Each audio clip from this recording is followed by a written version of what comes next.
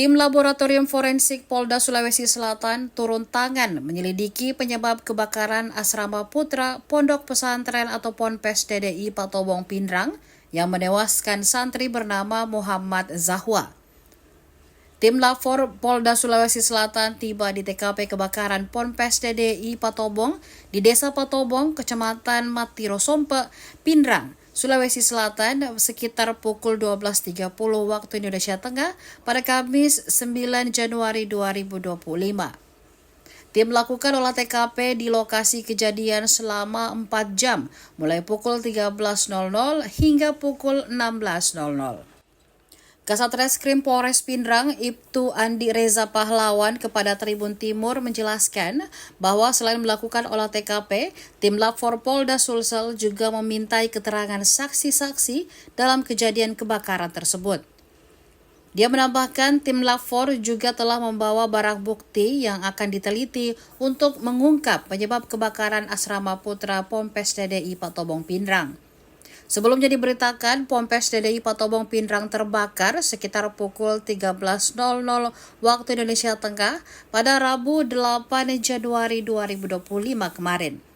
Dalam insiden tragis tersebut, santri bernama Muhammad Zahwa ditemukan tewas sambil memeluk Al-Quran saat berusaha menyelamatkan diri dari kobaran api yang membakar asrama tempat tinggalnya.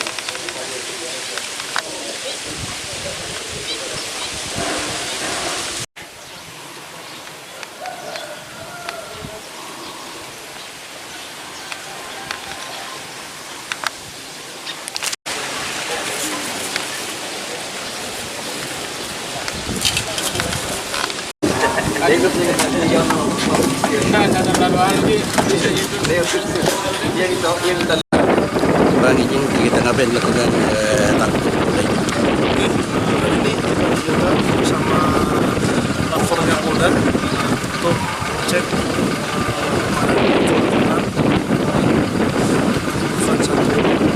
korban.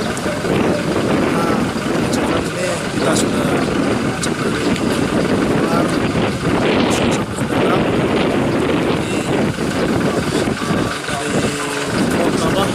Lapor dan Polda akan memeriksa lagi dan mendalami terkait terhadap tersebut. Oke, belum ada dugaan ya Pak? Sementara masih belum ada. Apa aja yang dibawa ke Makassar yang diuji di lapor? Ini terkait yang kebakaran aja sama ada kabel yang mungkin dibawa jadi itu sekitar 5 jam